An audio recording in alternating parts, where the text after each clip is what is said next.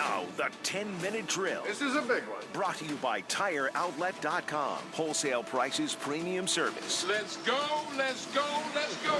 Hit it.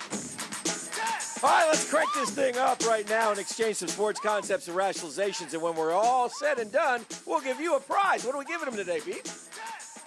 Oh, buddy. Oh. I do want to rock. This is a hell of a week, man. All right, it's a good week. This is a hell of a week to win the prize. Again, it's not now. It's going to be at the end of the segment. Right. But at the end of the segment, Danny will give us a magic number. Oh. And if you hit the magic number, you're going to head to Daly's place on April 12th. Uh-huh. See, get smart, John? For the farewell tour. Of? We're giving away KISS tickets, Dan. Oh. KISS tickets. They're at Daly's place? They're at Daly's place, April 12th, the farewell tour. I might have to go to that one. And stay tuned at the end of the segment for your chance to win a pair. That's their farewell tour until they do their next farewell Correct. tour. This current farewell tour. Sure, yeah. I bet it is. Is Shannon Tweed coming? Are they still together? Shannon so. Tweed was... I think she is. People our age, Shannon Tweed was a Cinemax savior, a goddess, when we were... She just wrapped up. When we were finding ourselves back as adolescents, Shannon Tweed... They just finished filming Caged Heat 3. is a goddess of sexuality. All right, I'll get us started with this 10-minute drill. Dan, do. look, the difficulty and the dilemma for the Jaguars who sit at 3-5 is this, okay? They have to win every game that Blake Bortles doesn't lose. And Blake Bortles didn't lose the game yesterday. Right.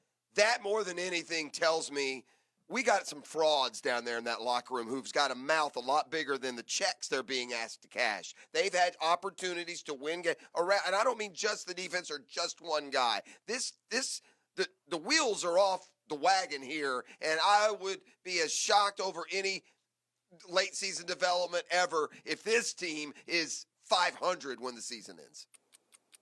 What do you think? I was waiting for Tiger. I know. Do I think they can get back in it? Yes. You know, when I was watching them in the beginning of the game, I saw a team playing hard. I thought a different feel than I'd seen in the past few weeks. So I like that. And I think the schedule gets a little bit softer.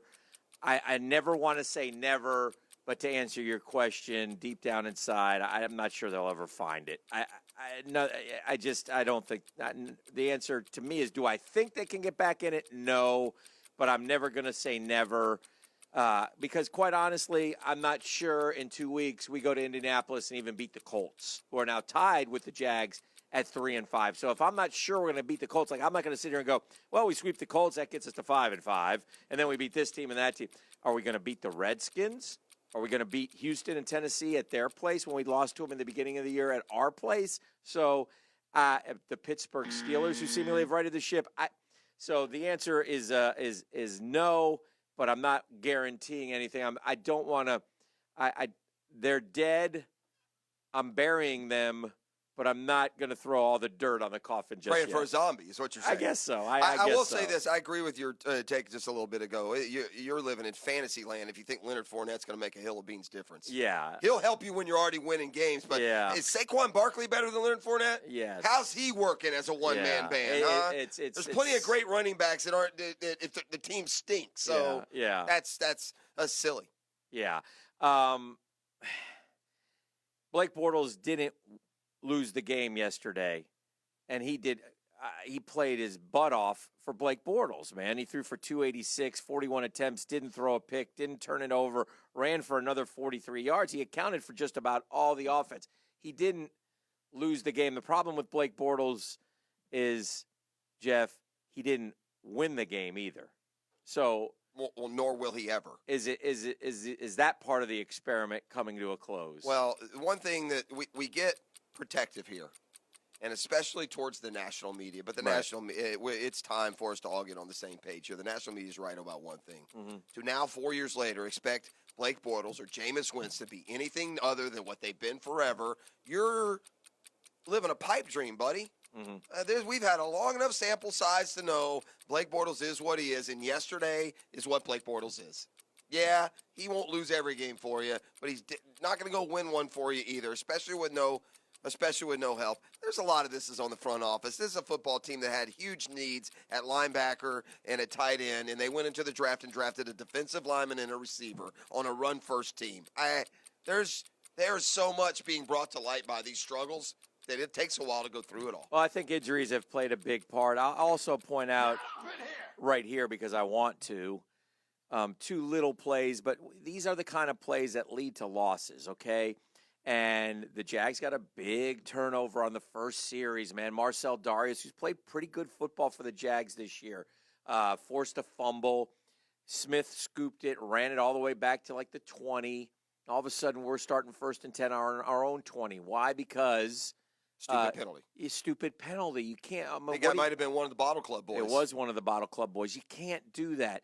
D.D. Westbrook catches one on the sideline. We're losing the game. There's no time to be undisciplined and get us unsportsmanlike conduct. And it derails you. And it's a 50. It derails you. You can't. That's just dumb, man. And I think that's the frustration with Marone after the game, where he, to his credit, man, it's on me. It's on me, man. I got to do better. I got to look at a mirror. I don't know what's going. Are they not hearing them? Guys, this is the perfect example of too much success too fast for a young team that let it all go to their head. And maybe they haven't paid the price. Maybe they swear they're working hard, but all the yapping, and not just Jalen Ramsey, all the accolades. I think they just got. It's hard, man. It's hard in the NFL, and I hope they've learned a lesson. The coaches are right. It is on the coaches. They're not helping them a bit. From the play calling. Nathaniel Hackett's play calling is, I mean, honestly, I'm not pretending to be a lifelong football guy. It's terrible, dude. Yeah. And nobody can tell me any different. Yeah. It's awful. Yeah. And also coaching to this standpoint, DJ Chark should be on the list of guys with stupid penalties. Somehow the refs didn't call it on him. He got jumped on a little bit late, then he overreacted. Yeah. But is there accountability? Does anyone grab DJ Chark? No. They sent him in on the next offensive play. Yeah. Begging to be penalized even further. They kept Keelan Cole in the rotation after that egregious fumble, Yeah. which it was. It was not It's terrible. Unfortunate helmet hit the ball perfect, and he just lost the football, receivers man. are here's another issue that's a reality. Go to a good football And then after he dropped it, then they sent him out. listen to me. Yes. Go to any good football team in the league right now. We don't have a receiver that's in their top 3. Yeah. That's a fact. Yeah. And a quarterback who only gets in there half the time to begin with. So more Jaguar talk as we move along. Mm-hmm. All right. Listen, I can boil Florida Georgia down to 3 words. From the Franks. Yeah. The reason these two teams are very similar. They have similar weaponry, except for the most important position.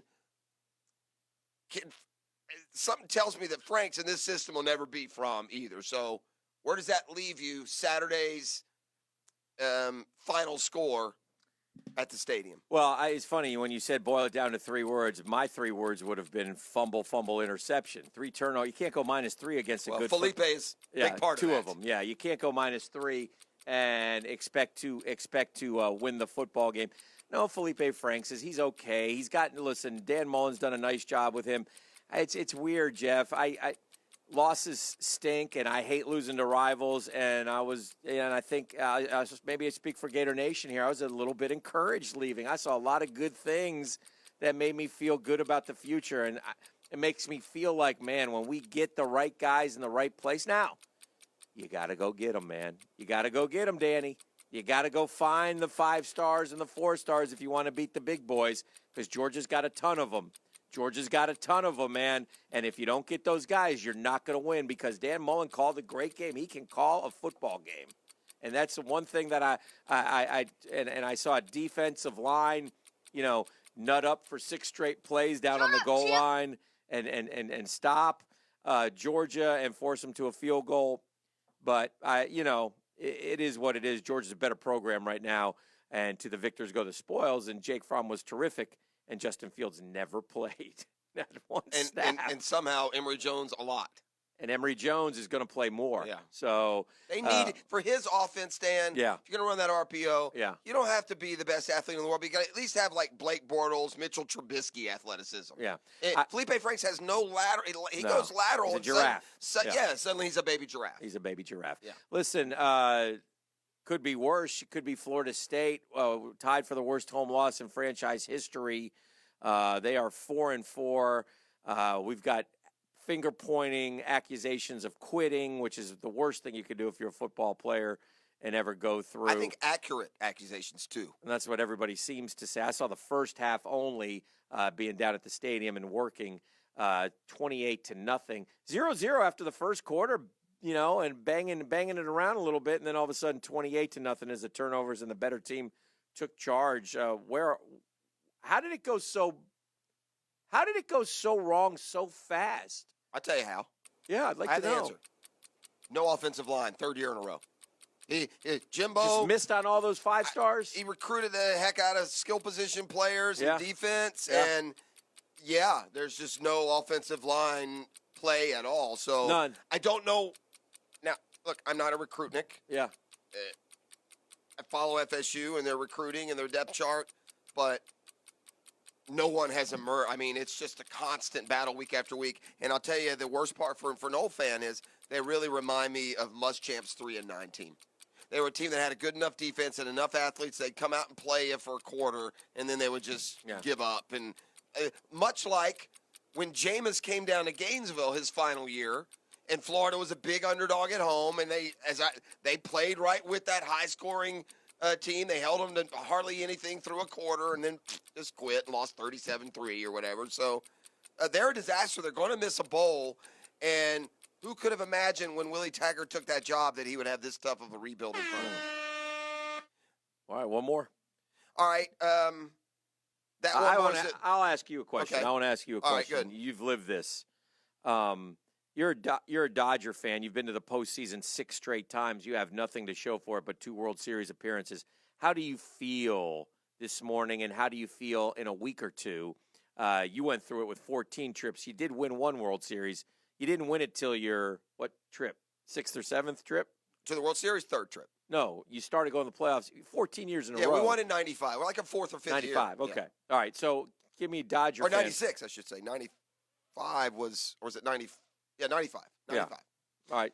If I'm a Dodger fan, I'm thinking, man, I sure am glad I sold my seat to the Red Sox fans because they had about 35 grand in the building. So I'm thinking, man, I'm smart. I know listen, I got no respect. I don't think there is a Dodger fan.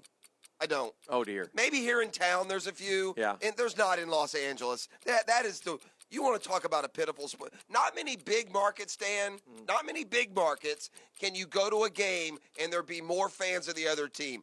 The Rams was a hideous display of non-home field advantage.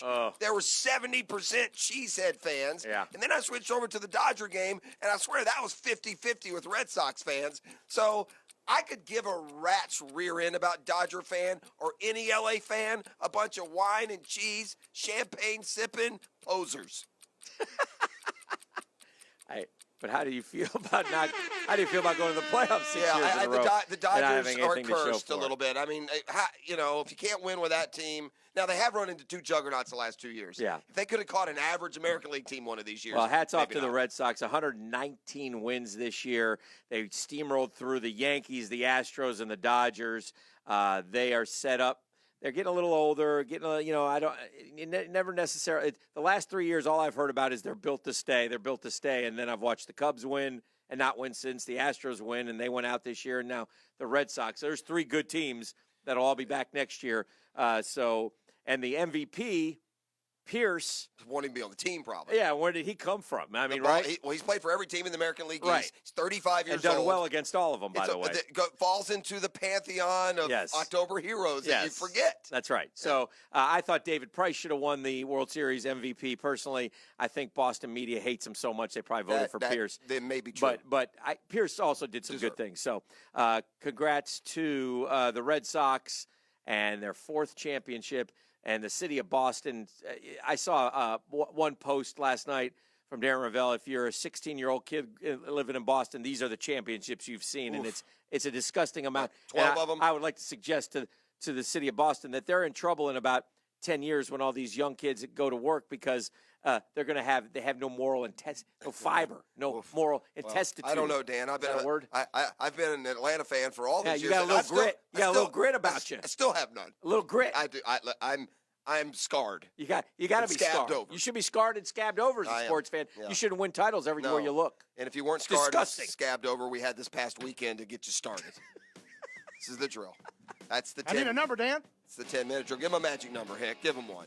Bring the Number magic. 1. Oh, wow. Number 1. Jump in right now. Jump the shark. We 6, want, 4, 1, we 10, want a 10. winner. Jump the shark. First one in is getting a pair of tickets to Kiss. We want a winner. That's why we're giving it to number 1. Who's number 1? April Our 12th at winners. Daly's Place. That's who. All right, the proven performance of this week's Friday 5-Pack and more. Look at them. They're both knocking their heads. We'll see what happened next.